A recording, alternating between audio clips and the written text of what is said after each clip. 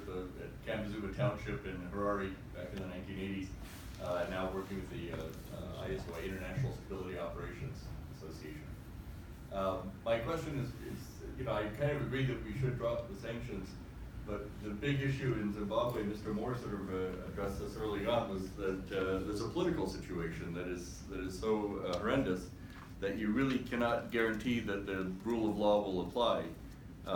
You have a leader of the country that really does not have the confidence of the population, and so any investor would have to keep that in mind, that essentially things could change very, very radically, drastically overnight. And it just seems that even the sanctions, although it might help dropping the sanctions, still going to run into some huge issues in terms of getting investment. So I'd be interested in the comments.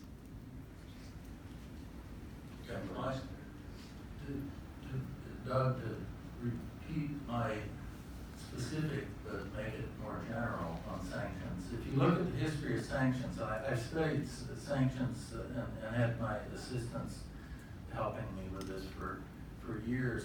The record, there are almost never any sanctions that actually achieve their stated desired objective or goal. And one thing that is replete with all these sanctions, there are all kinds of unintended consequences, by the way, and they're almost all negative vis-a-vis the imposer of the sanctions. There's all kinds of blowback coming, and it's very hard to predict.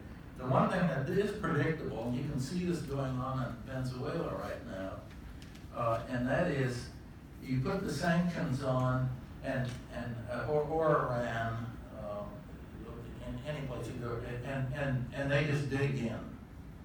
In other words, sanctions are an act of war. It's like a siege, and as far as I know, in international law, sieges are illegal in international law. Never mind, the sanctions come, and look at Venezuela. The sanctions being put on by the U.S., it makes Maduro look good, because he said all the time, the U.S. is at war with us.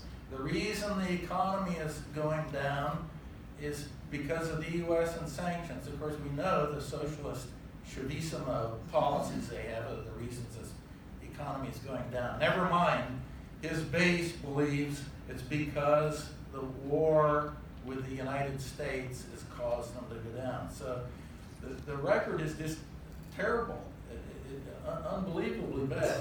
Let me just give one little thing.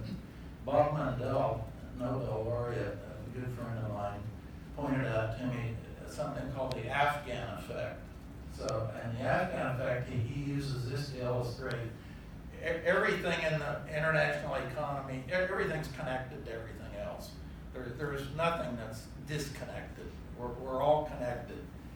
And so Mandel said the Afghan effect, 1979, the Russians go into Afghanistan.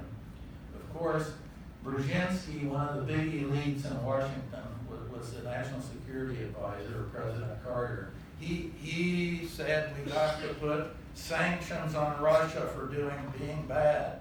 And the sanctions were that we were going to put an embargo on shipping grain from the United States to Russia at the time. And that was supposed to be, that was going to hurt Russia, then the Soviet Union, by the way. A little slip there. So what happened? The Afghan effect. And that is, right away, the Soviets went to Argentina. They signed a great deal for grain. The American farmers got screwed because they couldn't abide by the contracts they already had with the Soviets. And the blowback effect, the unintended consequence.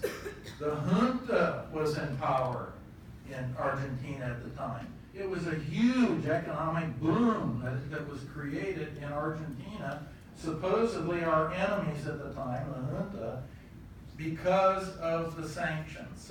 So that's the Afghan effect. Everything is connected to everything else. Thank you.